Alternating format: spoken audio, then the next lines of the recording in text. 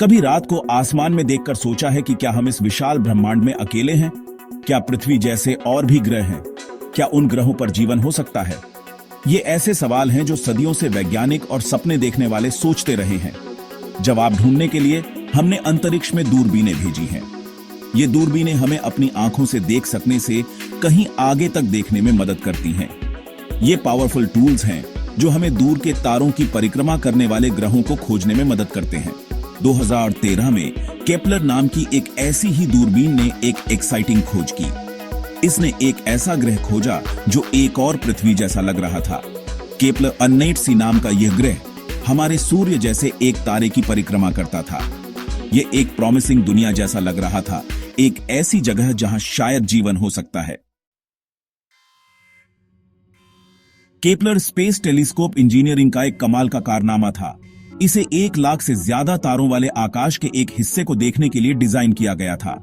Kepler इन तारों से आने वाले प्रकाश में छोटी सी कमी को ढूंढता था।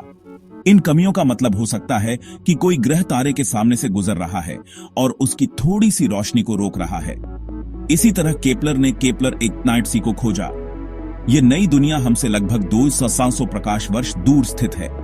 इसका मतलब है कि केपलर इग्नाइट सी से जो प्रकाश हम आज देखते हैं वह 2.7 साल पहले ग्रह से निकला था। केपलर इग्नाइट सी केपलर इग्नाइट नाम के तारे की परिक्रमा करता है जो हमारे सूर्य से थोड़ा ठंडा और छोटा है। लेकिन केपलर इग्नाइट सी अपने तारे के बहुत करीब परिक्रमा करता है, पृथ्वी की सूर्य से दूरी के मुकाबले। अपने तारे से इतनी नजदीकी ने वैज्ञानिकों को यह सोचने पर मजबूर कर दिया कि केपलर इग्नाइट सी एक खास जगह हो सकती है। केपलर इग्नाइट सी पृथ्वी से बड़ा है, लगभग 1.7 गुना बड़ा, इसलिए इसे सुपर अर्थ कहा जाता है। यह अपने तारे के हैबिटेबल जोन में परिक्रमा करता है। यह जोन एक तारे के चारों ओर वह स्वीट स्पॉट है जहां तापमान किसी ग्रह की सतह पर पानी के तरल रूप में रहने के लिए बिल्कुल सही होता है। जैसा कि हम जानते हैं, जीवन के लिए पानी बहुत जरूरी है। पृथ्वी पर जहां भी हमें पानी मिलता है, हमें जीवन मिलता है। इसलिए हैबिटेबल जोन में एक ग्रह मिलना बहुत बड़ी बात थी। वैज्ञानिक केपलर इग्नाइट सी को लेकर बहुत उत्साहित थे। क्या यह समुद्रों से ढका ग्रह हो सकता है? क्या उन समुद्रों में जीवन तैर रहा होगा? क्या यह एक दूसरी पृथ्वी हो सकती है जिसकी खोज की जानी बाकी है? हालांकि जैसे जैसे वैज्ञानिकों ने केपलर इग्नाइट सी के बारे में और जाना, उन्हें एहसास होने लगा कि यह वैसी पृथ्वी की ट्विन नहीं हो सकती जैसी उन्होंने उम्मीद की थी। आगे की ऑब्जर्वेशन से पता चला कि केपलर इग्नाइट सी का एटमॉस्फेयर बहुत थिक और डेंस है। यह एटमॉस्फेयर पृथ्वी के एटमॉस्फेयर से बहुत अलग है और अपने तारे से गर्मी को ट्रैप कर लेता है, जिससे सतह पर बहुत ज्यादा तापमान होता है। एक ऐसे ग्रह की कल्पना करो जो भट्टी जैसा है। केपलर इग्नाइट सी की सतह शायद बहुत गर्म है, पानी के तरल रूप में रहने के लिए बहुत ज्यादा। वास्तव में केपलर इग्नाइट सी पृथ्वी से ज्यादा शुक्र ग्रह जैसा है।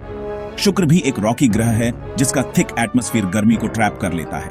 शुक्र की सतह का तापमान इतना गर्म है कि सीसा भी पिघल जाए। हालांकि केपलर इग्नाइट सी की खोज एक्साइटिंग थी, लेकिन इसने हमें यह भी याद दिलाया कि पृथ्वी जैसा ग्रह खोजना एक मुश्किल चुनौती है। भले ही केपलर इग्नाइट सी एक बहुत गर्म दुनिया निकली, लेकिन इसकी खोज फिर भी महत्वपूर्ण थी। इसने हमें दिखाया कि दूर के तारों की परिक्रमा करने वाले कई ग्रह हैं। इनमें से कुछ ग्रह पृथ्वी से ज्यादा मिलते जुलते हो सकते हैं, जितना हम सोच भी नहीं सकते। दूसरी पृथ्वी की खोज जारी है। नई दूरबीनें और तकनीकें विकसित की जा रही हैं जो हमें इन दूर की दुनियाओं का और भी विस्तार से अध्ययन करने में मदद करेंगी। हमें अभी तक दूसरी पृथ्वी नहीं मिली है, लेकिन केपलर इग्नाइट सी जैसे ग्रहों की खोज हमें याद दिलाती है कि हम ब्रह्मांड में अकेले नहीं हैं। पृथ्वी से परे जीवन की खोज की एक यात्रा है, और हमें मिलने वाला हर नया ग्रह हमें इस सवाल का जवाब देने के एक कदम और करीब लाता है, क्या हम अकेले हैं?